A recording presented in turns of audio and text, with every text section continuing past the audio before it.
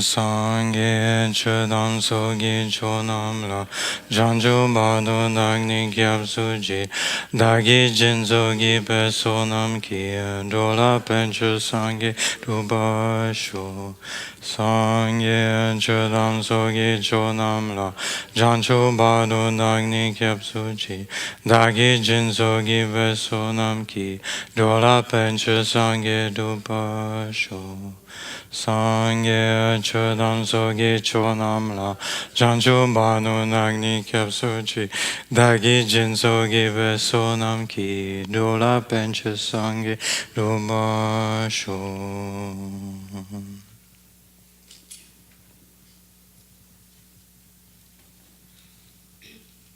So yesterday we meditated on the 6 cause 1 effect method to develop bodhicitta. So today we are going to meditate on the exchange of self for others.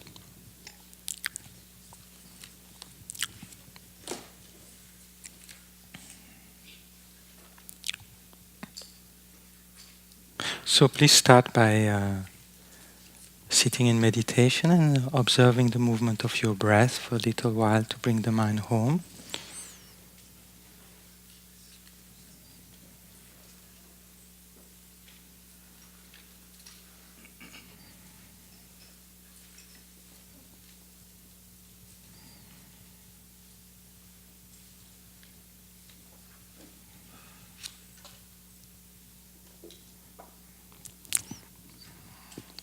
If your mind is too distracted, you might need to do something a bit more forceful, like doing the 9-round breathing to bring your mind to a neutral place.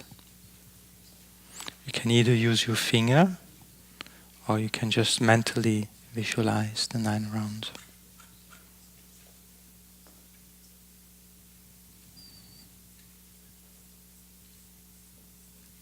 This is very powerful when the mind is agitated, to still the mind.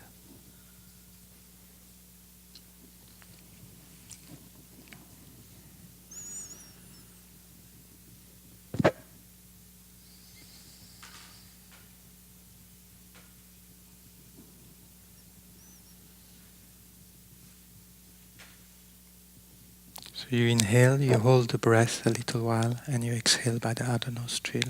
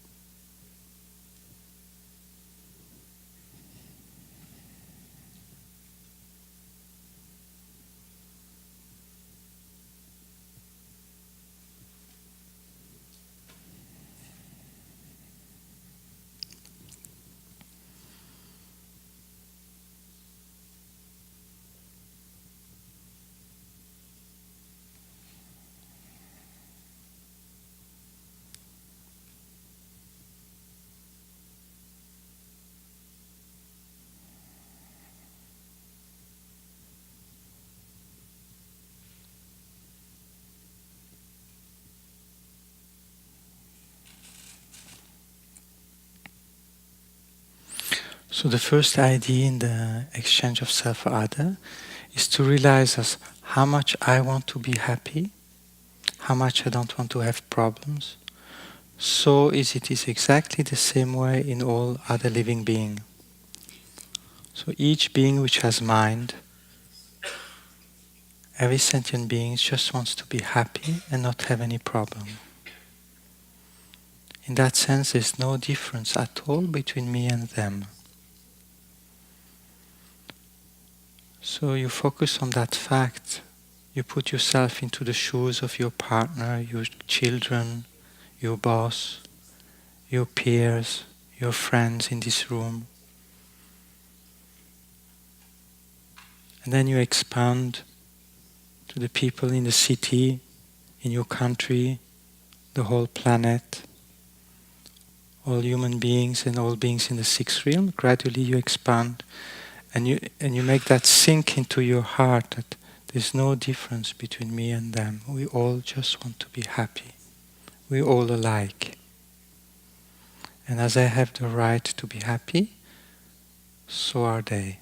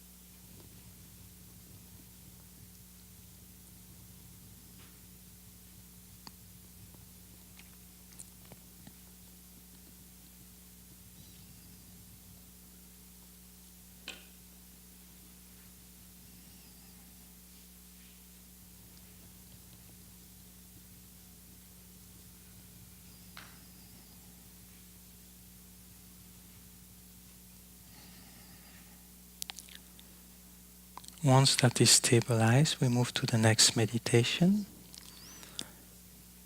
Is to get the insight or the realization how the selfish mind or self-centered mind is harming us, and how cherishing other is benefiting us.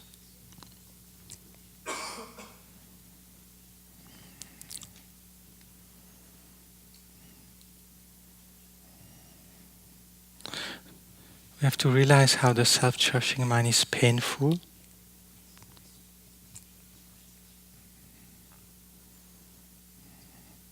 So, for example, when we line up for Rinpoche, to offer the kata to Rinpoche, so if Rinpoche doesn't say hello to us, doesn't acknowledge us, just pass in front, ignoring us, the self-cherishing mind is so sad. Oh, he didn't recognize me. Wow. Ooh. I have been to 3 of his retreats and he doesn't know me.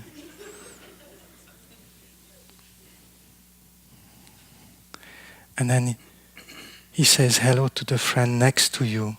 Hello, how are you? Dear such and such. How is your mom? And we feel so jealous. The self-cherishing mind.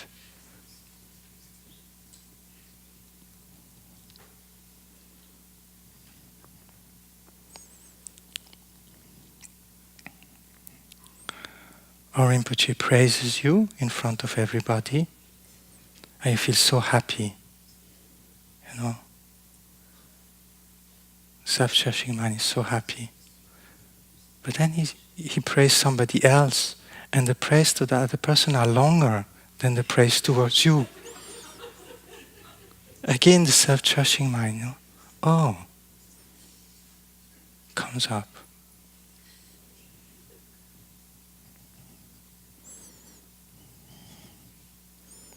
Or Rinpoche gives you a present, and you feel so happy. But then you give another present which seems more precious to your friend. Again, the self-cherishing mind is affected.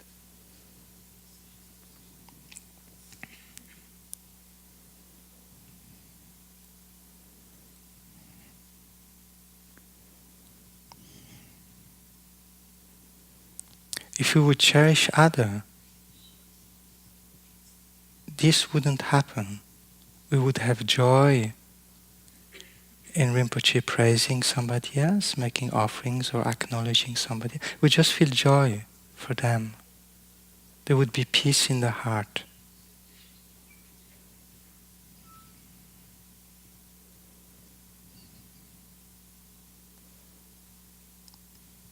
We would feel joy at the good fortune of others.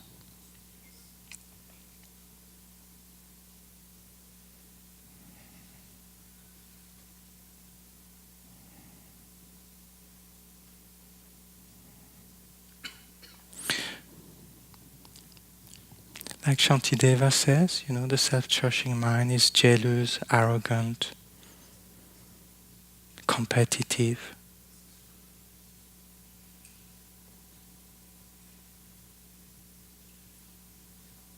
And those states of mind are so painful.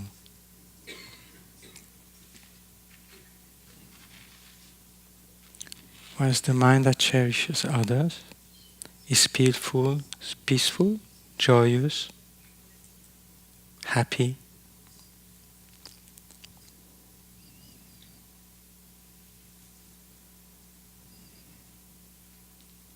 And we know that from experience.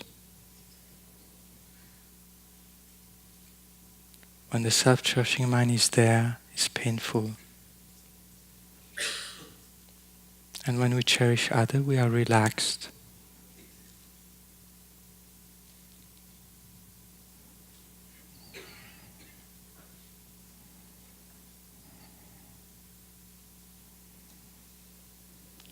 Take some example from your own life.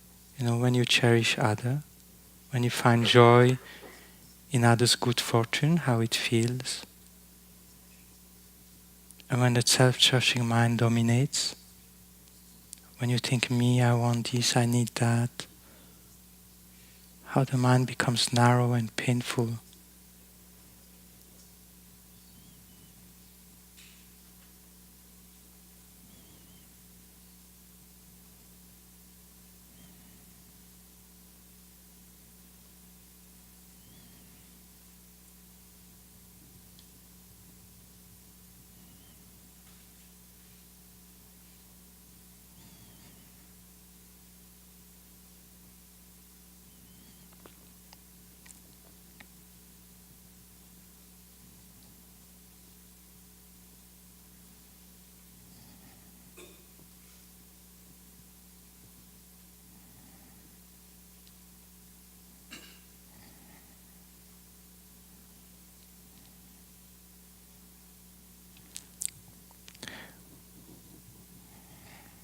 When the self-cherishing mind is there, it's easy to get angry, easy to feel jealous, to feel pride. All the mental affliction function very well when the self-centered mind is there.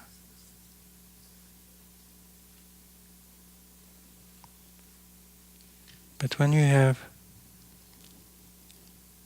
we have the mind that cherishes others, it's difficult to get angry.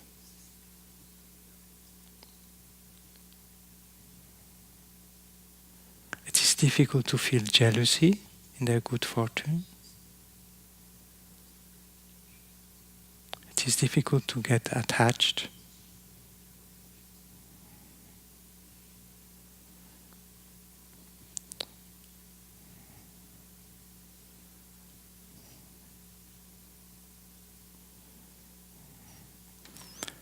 With self-cherishing, it is easy to commit the 10 non-virtuous actions. Because we don't care much about others, we just care our own selfish interest.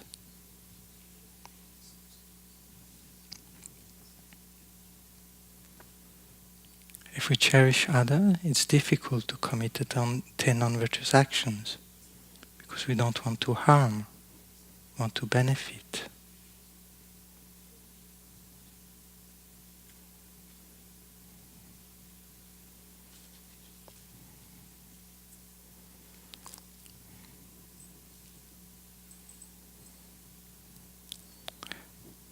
With self-cherishing, it's easy to break our pratimoksha vows, our bodhisattva vows, our tantric vows, because we just absorb into our own pleasure, our own self-interest.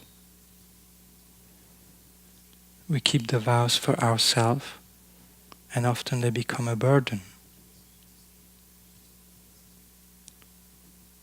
But if we keep the vows for others' sake, they become light. It's my service for others. I do that for their sake, for their happiness. I keep the vows. becomes easy to keep the vows.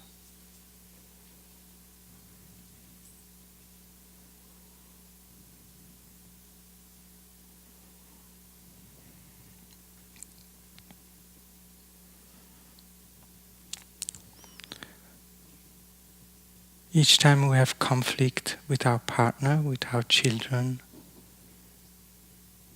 in our family, often the self-cherishing mind is very strong in all the people involved. The more one let go of that, the more one cherishes other, offer the victory to other, the more there is peace and joy in the family.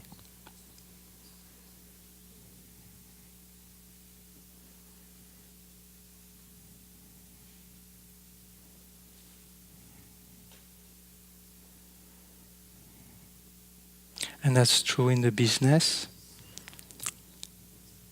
If the boss takes care of his employee and the employee does their work properly, there's joy, there's peace, there's harmony. If each one is selfish and profits, take advantage of the other, there's just hurt feeling all over the place, no joy, no peace.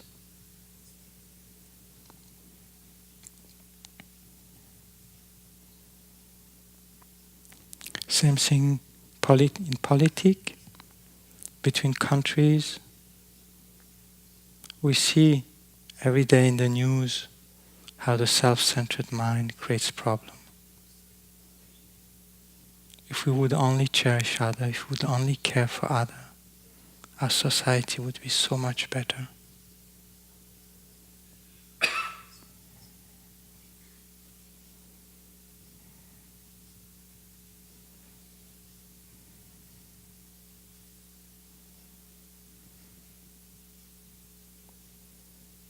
Shantideva said, without cherishing others, there's no path to enlightenment, and even in samsara there's no joy.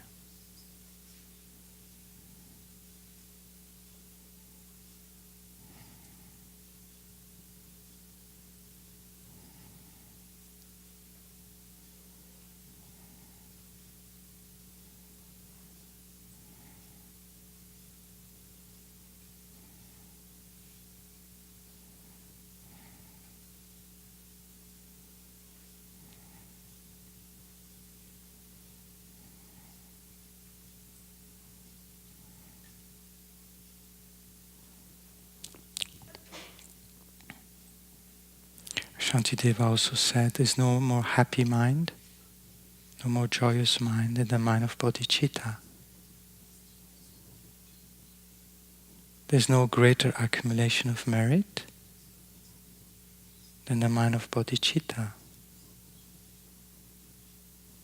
There's no greater purification than the mind of bodhicitta.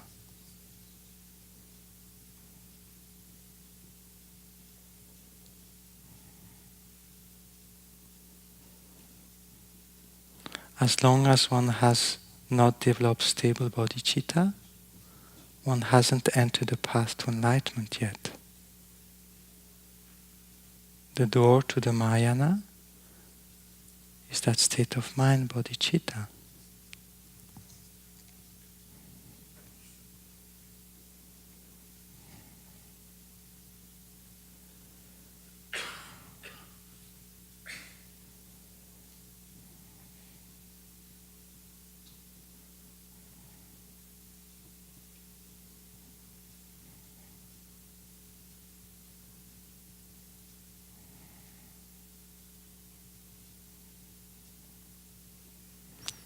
So let's try to cultivate that state of mind by wishing sincerely for the people in this room, each one of them to be happy. You see all the realization you wish for yourself, you offer them to others, you wish them for them. May he or she get renunciation, bodhicitta, emptiness, the two tantric sage. May she or he gets the best condition for practice. May he or she gets money and harmonious family, good partner, whatever you wish for yourself, offer it to others. Wish it sincerely to others. Starting with 1 or 2 persons, you wish that sincerely, and then you expand that state of mind to everyone in this room, and gradually to all humanity and all beings in the sixth realm. You genuinely from the heart try to feel you wish each one of them to be happy. After all, enlightenment is wishing them to have the highest happiness, full enlightenment.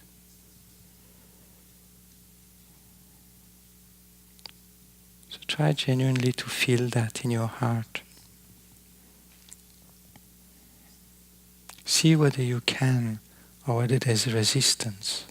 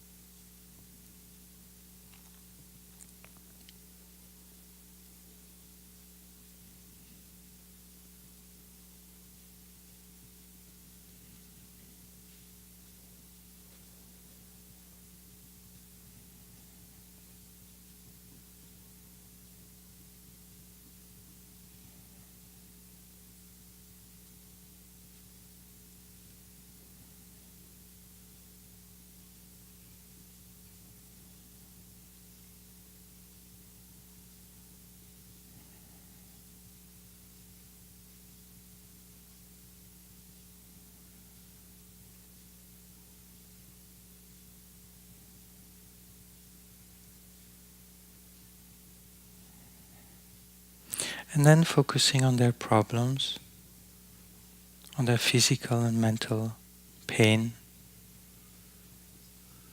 You wish them to be free of those. You generate sympathy, empathy, compassion. You wish to be able to alleviate them from their pain. If only I could take that away from them.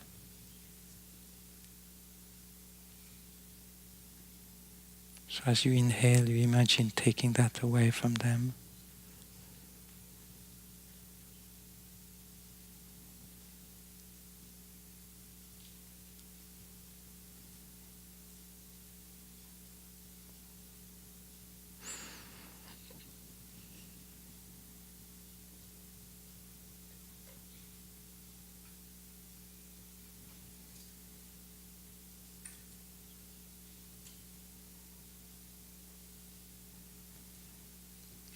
And then you try, as you exhale, you offer happiness to others. You offer your joy, your peace, your merits, your insights. All what you are, you offer freely to others. And as you inhale, you gladly take away from them whatever bothers them.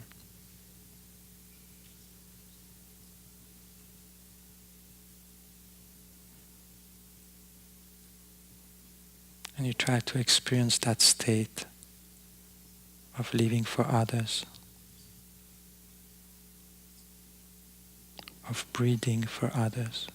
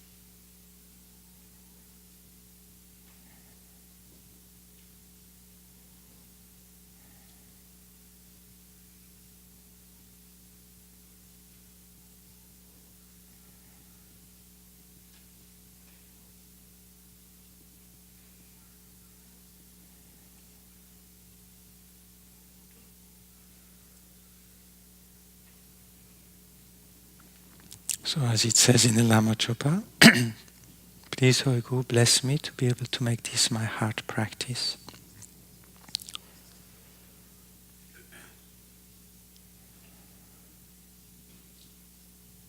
So we make prayers to our Gurus. Please help me to make this my heart practice.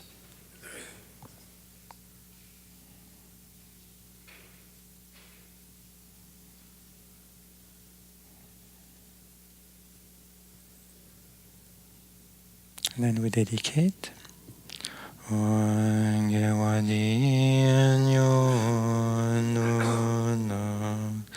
Lama Sangye Rugyone Dowa Chikyang Malumba Gegiya Sala Gamasho Jansho Sensho Rinpoche Ma Kyempa Nam Gegyochi Kyempa Nyamba Mebayo Gone Gondu Pelmasho.